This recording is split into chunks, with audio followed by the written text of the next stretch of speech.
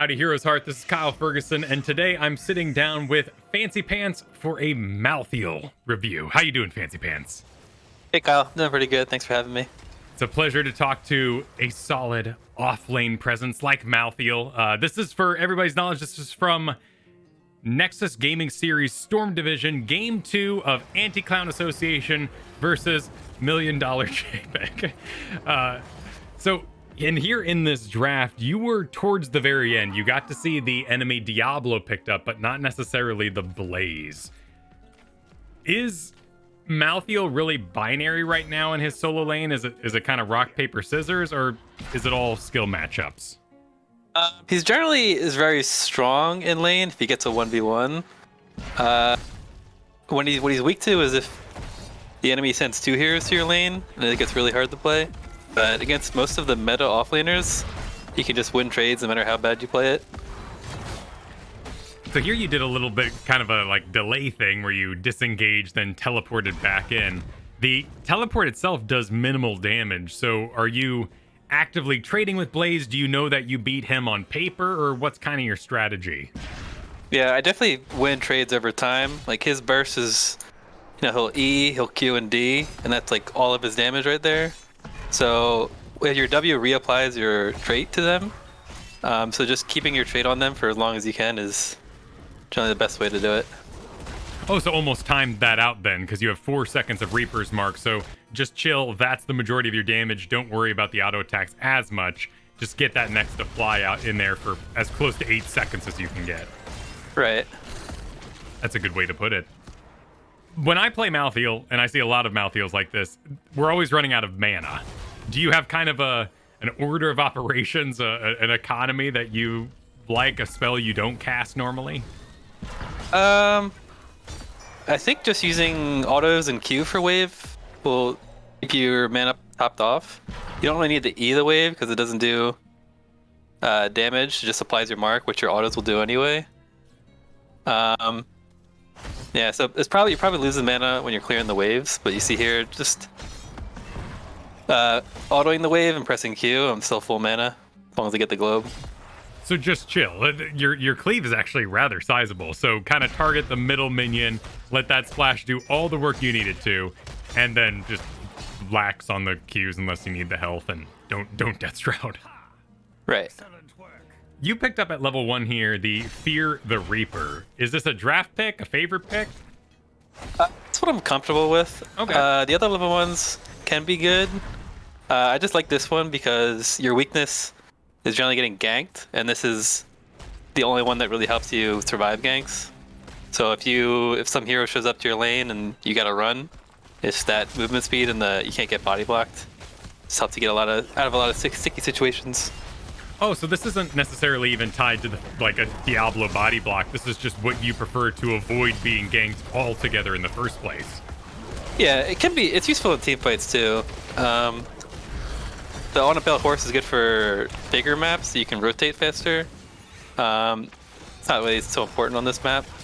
And the W range is good if you're up against a lot of melees and you're just going to be using your W7 and 16 on them, but not necessarily this game. Yeah, I guess there's not really...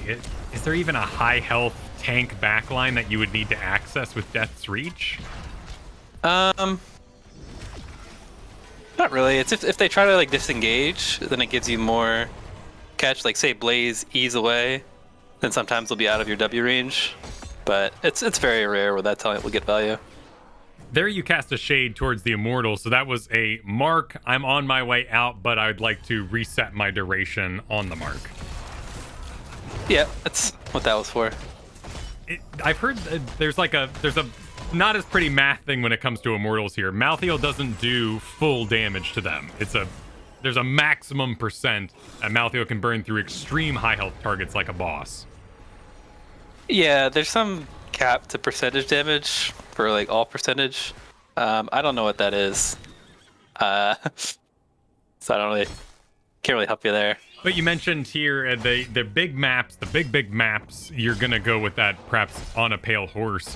Do you feel like Malthael is as viable on other maps? Is there an increased viability you see here on Battlefield of Eternity? I like him on this map because your solo lane is often just a 1v1, and he's pretty good on the objective too. Because compared to most offlaners right now, he does a lot of immortal damage. Yeah, I do like him on bigger maps too, like Hearth or Sky, where there's multiple solo lanes, kinda. And then, yeah, if you go on a pale horse in those maps, you can clear the wave real fast and then rotate to your team. Oh, that's an interesting. So Warhead Junction then would be a bad Malthael map because the off lane is often so gankable due to the tunnels. Yeah, probably. Can't say I've tried him on that map that much. I don't think it comes up much for you tournament players now, but in our poor home games, we face a lot of Warhead Junction. We've gotten some talents along the way while we've been talking here. Die Alone being the Soul Rip deals 50% more damage if it hits only one hero. Solo lane, obviously. Other choices on this level? I like Throwing Shade too. This game, I just want to really abuse the matchup I have against the Blaze. So I went Die Alone just to make his life miserable. Throwing Shade, though, is pretty good. It's good for... I like it against channeled objectives. So like Cursality said, again, like if someone's channeling the Tribute, you can permanently stall them with that, as long as no one's pressuring you out. And it's also good for poking the Immortal on this map, but I didn't think I needed it this game. Oh, that's interesting. What's the... Death Shroud has an 8-second cooldown. Cooldown by 3 seconds. Oh, so yeah, you could kind of spam this on the side, not run out of mana as bad anyway, and keep that reset rolling. That sounds really useful for Malthael, who is extremely positional based. I don't think... we could ask, like, positioning philosophy, but that's so many moving pieces at once. Do you have an easy rule for how you know where to stand and not die on Malthael? I'd say not necessarily positioning, but when you go in, I think if you're leading as Malthael and you're not with like an Uther or something that can save you from just tanking 5 heroes, it's generally bad. I think you should wait for your tank to engage most of the time. Or if you are faster at rotating and looking for a 5v4, then you can go. But I think it happens to me like pretty soon this game where I just try to run at them and then I just instantly die. So it's a good learning point for just don't try to engage as Malthael. It's kind of that Artanis problem, right? Like once you're in, you're not really going to have many choices but to stay in. Yeah, exactly. Yeah, so here I go in before anybody uses any cooldowns and I just instantly die. I mean, that's going to happen a lot. Yeah, your whole team was with you there, so it's not like, you know, in terms of just piles of people, you were alone or isolated. It's just that Malthael is that weak to those sort of situations. Yeah, it can get easier at 13 when you get your defensive talent, whether it's cleanse or some kind of armor. So if I was able to unstoppable the Diablo charge there, maybe it's different, but yeah, pre then you're very weak to CC. At level 7, you got Massacre. Rage Strike now does damage and applies Reaper's Marks in an area around the target. I see a lot of tournament players grab this one, so what's the philosophy? I like that one because I think a big part of his kit is Last Rites. I think giving that up is bad, and then this kind of acts as a Tormented Souls for you, where you can apply your mark to a lot of people.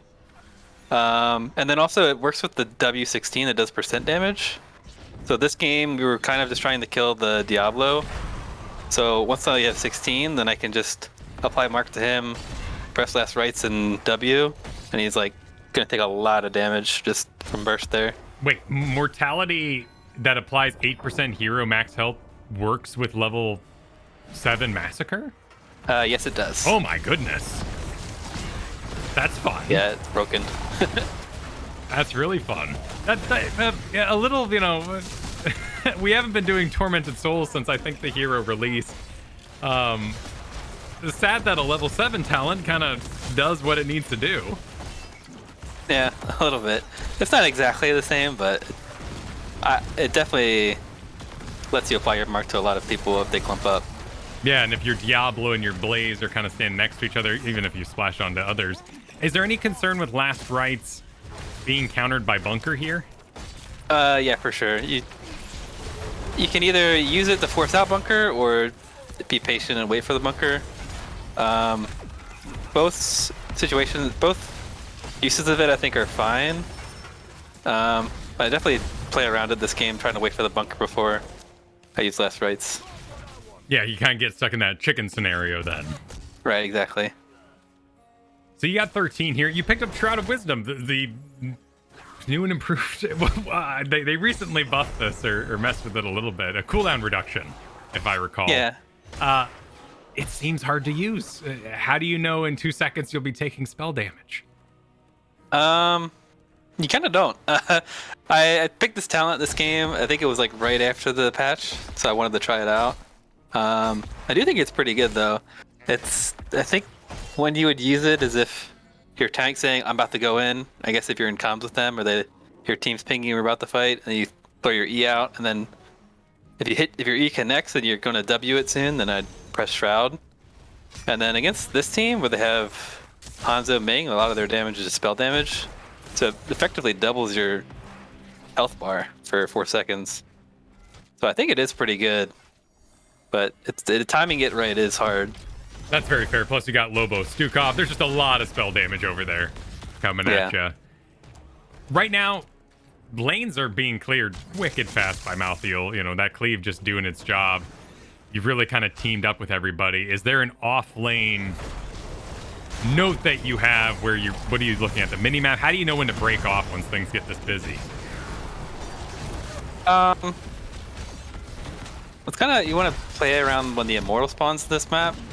So having your lanes pushed before that happens is really good, because then you can just burn and the other team has to choose between clearing lanes or hitting the immortal, or defending you hitting the immortal. So before that objective, we were able to push out both top and bot, because we have, a lot of vision control with the Lunara Wisp, and Murd and Lucio are also very good at controlling rotations. So, me and the assassins on the team are able to do a lot of macro. It does look relaxing doing camps as Malthael. You just sort of let the cleave ride and everything gets done at about the same time. Yeah. Level 16, you did get that mortality. Any other kind of choices here? I know Memento Mori got nerfed, but that's because it was tied into your general buff of your passive. This is the only one I go. I think it's super strong. It gives you burst, which is really the thing you lack in your kit. The others, I don't think they're that strong. Especially since I think Memento Mori was okay, but I think the nerf really pushes it out.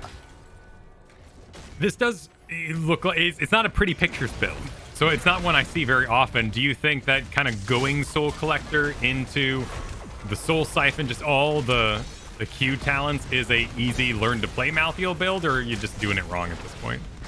Yeah, that could be definitely easy to learn if you just go all Q talents and Torment to the Souls. It's a very simple playstyle, and it probably isn't that bad. It's less to what the hero is good at right now, of just applying a lot of single target pressure to a frontliner.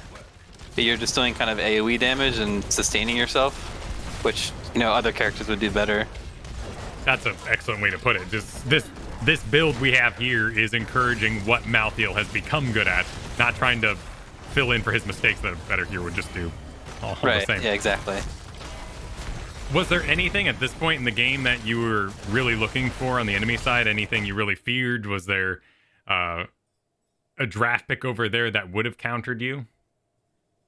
I think we picked Malthael in the 4-5, and we saw frontliners and Stukov. I don't think there's a lot they could have gone to counter me, which is why now I'm very hesitant to pick Malthael, but I think this was like an insane game for it. Especially because their save tools for the Diablo they basically have none unless you can get into bunker.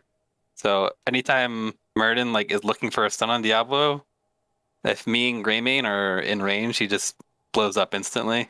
Because if he's stunned, he can't get in the bunker, and then the most healing they have for him is Zukov QD, which isn't a lot for how high his health pool is, and like a bullet plus less rights, plus some lunar damage, and the Malthael 16, he just like will die instantly if he steps up too far.